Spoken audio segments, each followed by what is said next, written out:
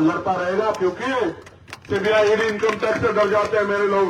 हमारे सदर साहब बैठे हैं आज की सभा के साथ, प्रधान जी, लोग सीबीआई से डर जाते हैं, ईडी से डर जाते हैं। कितने ऐसे नेता जिन्होंने पाले बदल दिए, जो वादे करते थे, बहुत खुदाई दावे करते थे, बहुत बड़े बड़े कलमे पढ़ते थे। बताओ आज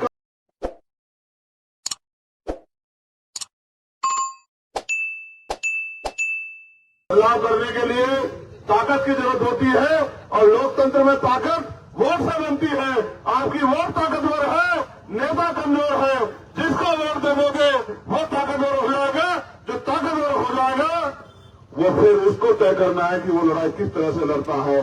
चंद्रशेखर आजाद कल भी लड़ रहा था, चंद्रशेखर आज भी लड़ रहा है, और जब तक जीवन रहेगा चंद्रशेखर आजाद है, वो सीखना चाहता है, वो जानना चाहता है कि क्या चल रहा है। जो इधर बैठा है वो बताना चाहता है कि क्या चल रहा है। मुल्क के हालात से हम दोनों लोग वाकिफ हैं, ये भी और ये भी। लेकिन इन मुल्क के हालातों पे रो के, तकलीफ में रह के, आंसू बहा के शायद या घर में डर के बैठ जाने से कुछ नहीं होगा। इन दौर को बदलने के लिए हमें अपनी सियासी ताकत को मजबूत करना पड़ेगा। आप ये जानते हैं भारत में लोकतंत्र है, और बाबा साहब अम्बेडकर ने हमें वोट का अधिकार दिलाया है। इस वोट के अधिकार से हम चाहे तो किसी भी बहुत कमजोर को बहुत ताकतवर बना सकते हैं, बेजुबान को भी जुबान दे सकते हैं, और किसी बहुत ताकतवर को अपने वोट के मुखालफत करके, वोट की खिलाफत करके उसको जमीन पे भी पटक सकते हैं। ये ताकत जो है हमें वोट ने दी है। हमें जमहूरियत में हम हर व्यक्ति बहुत ताकतवर हैं, लेकिन बुरा यह है कि हम 10 रुपए का सामान खरीदने जाते हैं, उस सामान को कई बार चेक करते हैं। अकरम भाई, ये माला खरीदेंगे तो चेक करेंगे माला टूटी हुई तो नहीं है, इसमें जो डला हुआ पूरा तो है, कोई कम तो नहीं है, ये माला जो है छोटी तो नहीं है, ये माला जो है कहीं से कटी हुई तो नहीं है। लेकिन हम जब कीमती वोट देने जाते हैं, जो हमारा 5 साल का मुस्तकबिल तय करते हैं, हम एक बार नहीं सोचते कि जिस नेता को वोट दे रहे हैं हमारी लड़ाई लड़ेगा नहीं लड़ेगा, हमारी आवाज उठाएगा नहीं उठाएगा, हमारे बच्चों के साथ जो मुसीबतें, हमारे लोगों के साथ जो मुसीबतें आएंगी उसमें हमारा साथी बनेगा नहीं बनेगा, कभी हमारे दुख दर्द में काम आएगा नहीं आएगा, कभी जब हम पे जुल्म होगा तो उस जुल्म के और हमारे बीच खड़ा होकर हमारी मदद करेगा नहीं करेगा, कभी हम नहीं सोचते। आपने तो बहुत बड़ी बात कही, मैं बहुत दवाई के चक्कर में नहीं हूं। मैं आपसे ये कहना चाहता हूं, दलित मुझे यहां तक सींच के लाए, पिछड़े वर्ग के लोग मुझे यहां तक सींच के लाए, बिना एमपी एमएलए के उन्होंने ये कमाया मैंने, बस ये कमाया मैंने, बस मैं आपको यही बता रहा हूं, ये कमाया मैंने। वो दलित समाज के लोग, पिछड़े वर्ग के लोग, किसान जवान मुझे यहां तक सींच के लाए, और अब आपके हाथों में बात है। मैं कोई कारोबार नहीं करता, मैं कोई नौकरी नहीं करता, मैं 24 घंटे 7 दिन एक ही काम करता हूं, जिसको हम लोग खिदमत कहते हैं, सेवा कहते हैं, जिसको सियासी रूप से भी और सड़क पे भी हम लोग इसको लड़ने काम करते हैं। मैं आपको यही कहना चाहता हूं, 2013 में मेरे पिताजी जब मुझे छोड़ के गए, आज मुझे 11 साल हो गए।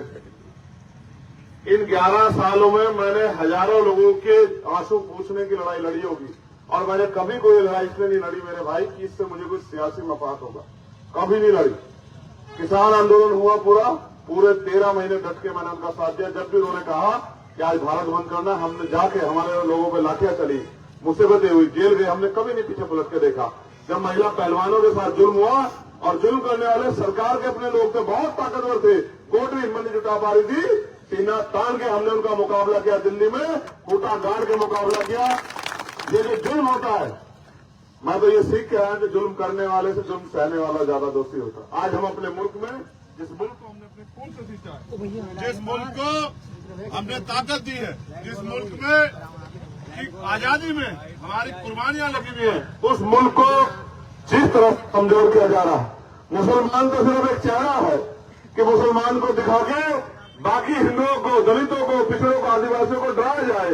असल सच ये है कि गुलामी की जिंदगी तो इस देश के दलित, पिछड़े, आदिवासियों से करवानी है सरकार को, क्योंकि उन्हीं को नौकरी रोजगार मिल रहे थे। मुसलमान तो फिर भी अपने कारोबार पे कुछ न कुछ खड़ा है, वो तो हाथ का दस्तकार बन के फिर भी अपने बच्चों का पेट पाल रहा है। मैं आपको ये कहना चाहता हूं कि बाबा साहब ने हमें वोट का अधिकार इसलिए दिया था कि हम इस देश की कुर्सियों पर बैठ के डॉक्टर, इंजीनियर, IAS, IPS बनेंगे, वकील, जज बनेंगे, अपने बच्चों को पढ़ा लिखाएंगे, दुनिया में काम करेंगे, दुनिया में नाम रोशन करेंगे।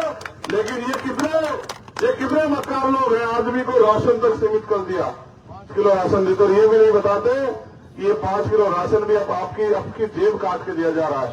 350 रुपए का सिलेंडर, 1150 रुपए का, 120-30 रुपए का आने वाला बिजली का बिल, 600-700 रुपए का, और 40-45 रुपए का पेट्रोल, 100 रुपए का। आप महसूस करो, 50 रुपए की आने वाली दवाई 200 रुपए की। आज हालात ये है कि गरीब पे खाने के लिए रोटी भी नहीं है।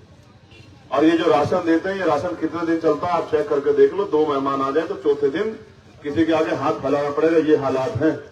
तो मैं आपको बस यही कह रहा हूं, ये सारी समस्याएं, मानव काशीराम साहब हम उनको नेता मानते हो, कहा करते थे जिनका दल नहीं होता उनमें बल नहीं होता, जिनके पास बल नहीं होता उनकी समस्याओं का हल नहीं होता, जिनके पास नेता नहीं होता उनकी बात कोई नहीं कहता। आपने जिनको नेता बनाया, मैं बुरा नहीं कह रहा हूं, लेकिन आप दिल पे हाथ रख के बताओ कि क्या जब जुल्म में आपको, जब नाइंसाफी में आपको जरूरत थी तो क्या वो आपके साथ खड़े थे या आपसे मुंह फेर के खड़े थे? जितने जिम्मेदार लोग बैठे हैं अपने दिल से पूछो। और जिनको आपने वोट दिया, आपने जिनको वोट दी थी पिछली बार, आपने यहां से गठबंधन का उम्मीदवार जीता है। मेरे लोगों, मेरी बात पर गौर करना, अगर आपको समझ आएगी, वो 370 पे आपके खिलाफ वोट देके आया, 3 तलाक पे आपके खिलाफ वोट देके आया, एनआरसी पे आपके खिलाफ वोट देके आया, किसानों के मसलात पे आपके खिलाफ वोट देके आया। यानी कि जिसको आपने ताकत दी उसने ही आपकी कब्र खोदने का इंतजाम किया। तो मैं क्या कर सकता हूं? आप महसूस करके देखो कि आपने किस व्यक्ति को ताकत दी। मैं मुसलमानों की सियासी सोच पर तकलीफ में, क्योंकि यहाँ बहुत जिम्मेदार लोग बैठे, मुझे कहना पड़ेगा। आप ये देखो, मुसलमान की सियासी सोच ये है कि पार्टी सेकुलर होती है, पार्टी सेकुलर होती है, इंसान सेकुलर नहीं होता। आप ये देखो, जिस व्यक्ति ने 20 साल भारतीय जनता पार्टी का मेंबर बनकर डंडा उठा के मुसलमानों को सूतने का काम किया, इलाज करने का काम किया, आज वो भारतीय जनता पार्टी छोड़ के सेकुलर पार्टी टिकट लेके आ जाए, आप उसको वोट दे दोगे। आप ये नहीं सोचोगे इसका जैन नहीं बदल सकता कभी भी, ठीक है? आप सब भूल जाओगे, आप बस ये याद रखोगे कि भाई ये तो सेकुलर पार्टी से आ गया, लेकिन सेकुलर पार्टी से आगे इंतजाम तो आपका ही करेगा भाई। इसका जहन थोड़ा बदल जाएगा। जिस जहन में 20 साल से रह गया, क्या 2 महीने में बदल जाएगा क्या? वो आपकी ताकत रहेगा और जुर्म भी आप लोग के ऊपर करेगा। इसी तरह की सियासत देश में हो रही है। मैं तो आप देखो कहां से सींच के लाए दलित समाज के लोग, मुझे, मैं गर्व महसूस करता हूं कि उन्होंने सीना ठोक के मेरा साथ दिया। मैंने 16 महीने जेल काटे, उन्होंने मेरा हाथ नहीं छोड़ा। मैं एनआरसी में बंद हुआ, मेरे खून खींचे गए, मेरे ऊपर 250 लाठियां मारी गई। मेरे तमाम साथी इस बात को जानते हैं कि 12 दिन में सीधा भी नहीं लेट पाया। इतना जुल्म किया गया मेरे ऊपर जब मैं जमा मस्जिद से गिरफ्तार हूं। मैंने आज तक आपसे नहीं कहा, लेकिन मैंने कभी पीछे मुड़ के नहीं देखा, कभी आपसे नहीं कहा होगा कि आप इसलिए मेरा साथ दे दो कि मैंने वो लड़ाई लड़ी। वो लड़ाई मैंने इसलिए लड़ी कि बाबा साहब अम्बेडकर का संविधान मुझे इंसान बनाता है, मेरा धर्म मुझे इंसान बनाता है, और अगर मैं इंसान हूं तो इंसानियत पर जुल्म और चुप रह जाऊं तो फिर मैं इंसान नहीं हो सकता हूं। मेरा जमीन इस बात की दवाई नहीं है, इसलिए मैंने वो लड़ाई लड़ी। और मैं आपको वादा करके कहता हूं, नेता आपके पास आते हैं कि मुझे ताकत दो, मैं आपकी मदद करूंगा, आपकी लड़ाई लड़ूंगा। मैं आपसे कह रहा हूं कि मैं अपने खून का एक कतरा लुटा दूंगा, लेकिन आपके साथ नाइंसाफी नहीं होने दूंगा। ये वादा मैं आपसे हित कर रहा हूं। जो हिस्सेदारी आपकी बैठती है उस हिस्सेदारी के साथ और जो ताकत आप मुझे देंगे, याद रखना, मैं पेंशन तनख्वाह के लिए काम नहीं करता। अगर पेंशन तनख्वाह के लिए काम करना करता तो बहुत ऑफर थे। जो ताकत आप मुझे देंगे, हर एक दिन उस ताकत को आप अपने आप में महसूस करेंगे। जहां भी किसी कमजोर पे जुल्म होगा, आप देखना चंद्रशेखर सीना तान के उसकी आवाज बनने के लिए उसके साथ खड़ा रहेगा और इन सरकारों की नाक रगड़वा के उसको न्याय दिलाने का काम करेगा। जैसे जैसे चंद्रशेखर ताकतवर होगा, इस जुल्म में दलितों पे, पिछड़ों पे, मुसलमानों पे, आदिवासियों पे, जैन पे, सिख पे, किसान पे, बौद्ध पे, ईसाई पे, नौजवान पे जुल्म होना बंद हो जाएगा।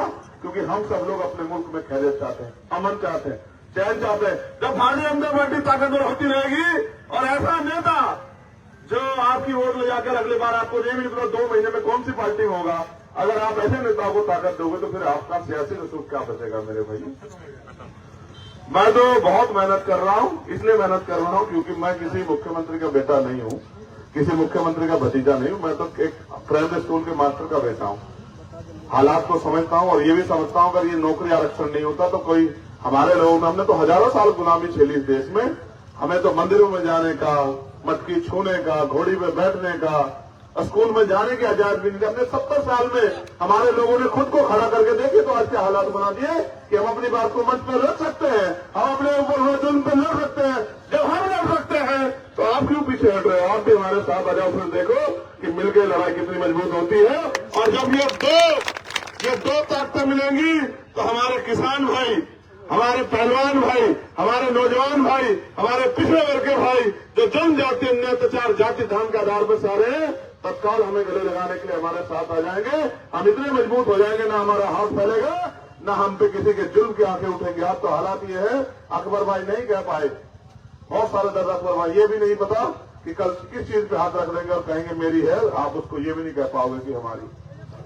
ये हाल है या नहीं, आप मुझे बताओ। इस देश में कानून है, वर्शिप एक्ट है, प्लेस ऑफ वर्शिप आप बताओ, उसके होते हुए संविधान को कुचल के भारतीय जनता पार्टी के लोग किस तरह से धार्मिक ताकत का, धार्मिक जो है हमारी धार्मिक इजाजत का किस तरह से मजाक उड़ा रहे। बताओ कौन नेता किसी को तकलीफ है क्या? और अगर आप भी तकलीफ नहीं करोगे, आप भी ये सोचोगे कि रोटी खा ली, आज का खाना होगा, कल का देख लेंगे, इससे बताओ कैसे बदलाव हो जाएगा। बदलाव करने के लिए ताकत की जरूरत होती है और लोकतंत्र में ताकत वोट से बनती है। आपकी वोट ताकतवर है, नेता कमजोर है, जिसको वोट देवोगे वो ताकतवर हो जाएगा। जो ताकतवर हो जाएगा वो फिर उसको तय करना है कि वो लड़ाई किस तरह से लड़ता है। चंद्रशेखर आजाद कल भी लड़ रहा था, चंद्रशेखर आजाद भी लड़ रहा है, और जब तक जीवन रहेगा चंद्रशेखर आजाद लड़ता रहेगा। क्योंकि सीबीआई ईडी इनकम टैक्स से डर जाते हैं मेरे लोग। हमारे सदस्य साहब बैठे हैं आज की सभा के साथ, प्रधान जी, लोग सीबीआई से डर जाते हैं, ईडी से डर जाते हैं। कितने ऐसे नेता जिन्होंने पाले बदल दिए, जो वादे करते थे, बहुत खुदाई दावे करते थे, बहुत बड़े बड़े कलमे पढ़ते थे, बताओ आज कहाँ है। सीबीआई से, ईडी से, इनकम टैक्स से, मुकदमे से, जेल पे, जितने नेताओं की उम्र से ज्यादा मुकदमे मेरे ऊपर रोज तारीखें मेरी चलती रहती। मुझे कोई डर नहीं, मैं जानता हूँ मौत जिंदगी इज्जत जिल्लत उसके हाथ में जिसने पैदा किया है, किसी ताकतवर के हाथ में नहीं, जो आज सियासी ताकत से मजबूत बैठा है, इनके हाथ में नहीं है। मौत जब आएगी कोई नहीं रोक सकता। आपका जमीन गंवाई देकर जाने के बाद कि आप वफादार थे या गद्दार थे, ये समय बताएगा। इसलिए आपसे कहना चाहता हूं, मेरे लोग जानते हैं, मेरे खून से तो होली चली गई, 4-4 गोली मेरे ऊपर चलाई गई, 4-4 गोली, एक गोली मेरी पीठ को चीरते हुए निकली। और जब मेरी मां ने मुझसे फोन करके कहा तो मैंने कहा आना मत, क्योंकि तेरे आंसू नहीं देख सकता, तो मुझे खून में लथपथ देखेगी, तेरे आंसू नहीं देख पाऊंगा, बाकी सारी लड़ाई लड़ लूंगा। तू तो ये समझ, तूने वक्त कर दिया मुझे इन कमजोरों, गरीबों, मुसलमानों, दलितों, पिछड़ों के लिए। तो ये सोच ले कि तेरा 2 ही बेटे, तेरे 3 बेटे नहीं है, तो 2 बेटे मान के अपनी जिंदगी को जी, क्योंकि मुझे तो इनके आंसू पूछने हैं जिनके साथ जुल्म हो रहा है। मैं आपसे कहना चाहता हूं, भाई ने मुझसे कहा, मैंने उनसे भी कहा, 22 में भी कहा कि भाई मिलकर लड़ो, भाजपा को रोको, लेकिन पता नहीं क्या मुसीबत है, पता नहीं क्या बताओ। जो पिछली बार उनके साथ थे वो आज कौन से दल के साथ है?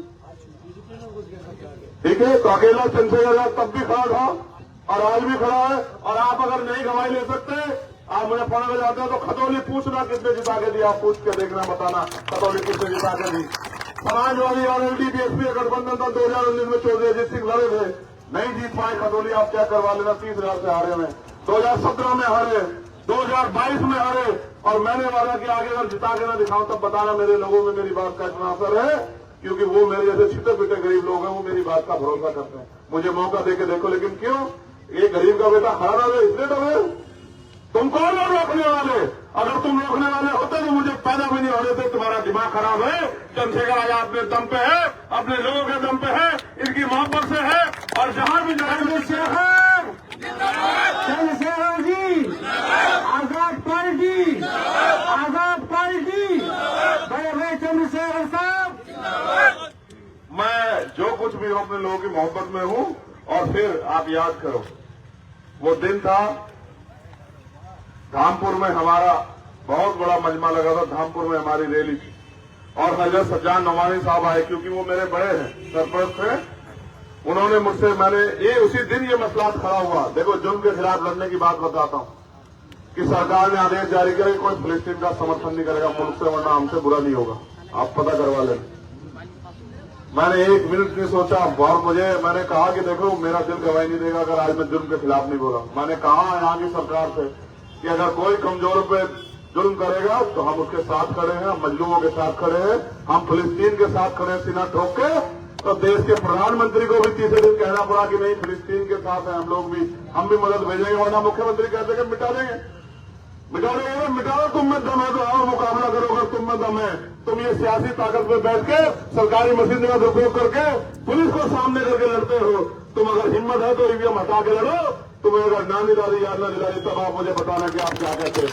आप सरकारी मशीनरी की ताकत पर लड़ रहे, ईवीएम के खिलाफ भी लड़ रहे। 3 महीने से हम कोर्ट में मुकदमा चल रहा। आप देखना, चुनाव होगा, फेक होगा और आपसे नहीं रोका जाएगा भारतीय जनता पार्टी के लोगों। और अगर मेरे लोगों ने मन बना लिया तो चंद्रशेखर आजाद बिना किसी की मदद के यहां से हमारे लोगों की मोहब्बत से जीत के जाएगा। और ऐसे आवाज बनेगा पूरे देश की कि कहीं कोई किसी पे गरीब पे जुल्म नहीं कर पाएगा, कोई किसान को सुसाइड नहीं करा पाएगा, कोई नौजवान के एक खाल नहीं खींच पाएगा, किसी भी दोस्त को पकड़ के पुलिस के लोग जेल में नहीं बंद कर पाएंगे। लेकिन ये तभी संभव है जब आप लोग मेरी मदद करो। और मदद करने के लिए लोकतंत्र